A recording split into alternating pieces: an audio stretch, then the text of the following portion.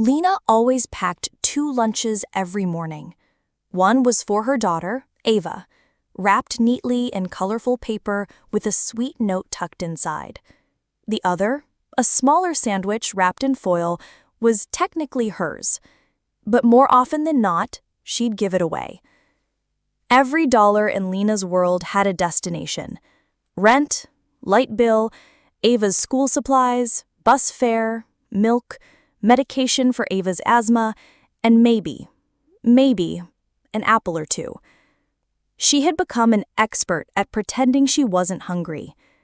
When her stomach growled during her shift at the laundromat, she'd drink water and fold clothes with robotic precision, humming lullabies to distract herself. Ava was only 7, with curious eyes and soft hands. She didn't know they were poor.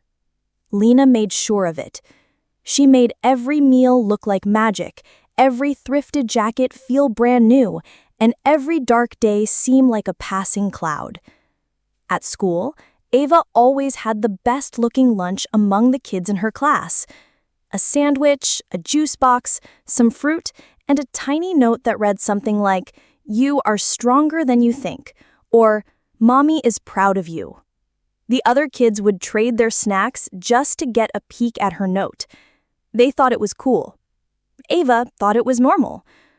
One afternoon, Ava came home more silent than usual. "Did something happen at school?" Lena asked, gently brushing her daughter's hair. Ava shrugged.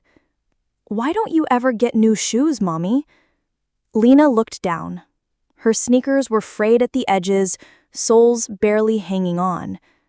"I like these. They're comfy," she said with a smile. "But they have holes." Lena pulled Ava close. "You know what's funny? When you become a mommy, comfy shoes matter more than pretty ones." Ava giggled, but the question lingered. That night, Lena skipped dinner entirely. There was just enough food left for Ava's lunch tomorrow. She told herself she wasn't hungry. She had said it so often it began to sound like truth. At work, her manager, Mrs. DiCarlo, noticed her sitting down more frequently. "You okay, Lena?" "Yes, ma'am. Just a little tired." "You've lost weight." Lena forced a laugh, trying to be healthy. Mrs. DiCarlo frowned, but said nothing. The next day, she left an orange and a protein bar on her folding table. No note, just kindness. Lena blinked fast and whispered a quiet thank you to no one in particular. One cold December morning, Ava woke up coughing hard. The wheezing came back with a vengeance. Lena knew they were down to their last inhaler refill. She called out of work and spent the entire day at the clinic. The wait was long, the copay longer. They sat for hours with nothing in their stomachs. Finally, the doctor wrote a prescription and handed Lena a bill. Lena counted the last few dollars in her purse. She could pay for the medicine or groceries, not both.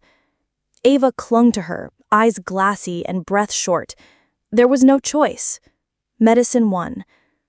That night, Lena made a pretend picnic. She cut up the last of the bread, spread a thin layer of peanut butter, and sliced one apple into perfect wedges. Ava never noticed that Lena didn't eat. She was too busy laughing at the picnic blanket and fairy tale Lena told with her voice.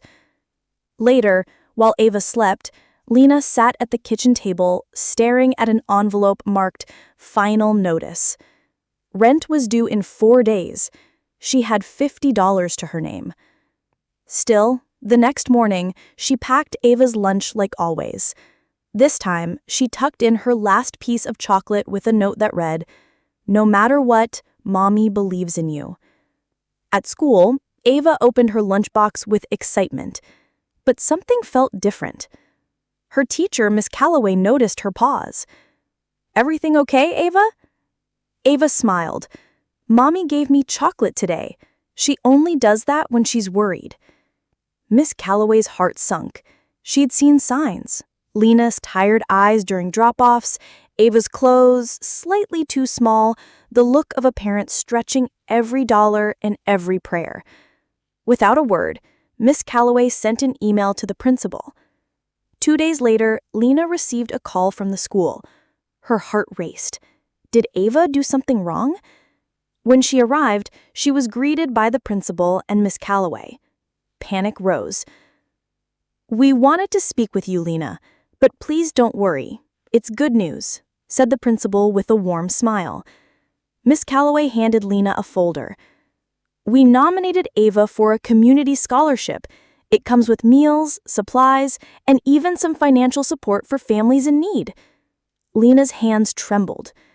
"But I didn't apply." "You didn't have to," Miss Calloway said. "We see what you do for Ava, the sacrifices, the strength. She's thriving because of you." Tears spilled from Lena's eyes. For so long, she had carried the weight alone. Now, someone had noticed. In the weeks that followed, food deliveries arrived regularly. Ava got a new backpack, fresh clothes, and school books. And for the first time in months, Lena bought herself a sandwich and ate it. Not long after, a local nonprofit offered Lena part-time work managing their community pantry. It paid slightly more and came with flexible hours so she could be there for Ava after school. She accepted with quiet joy.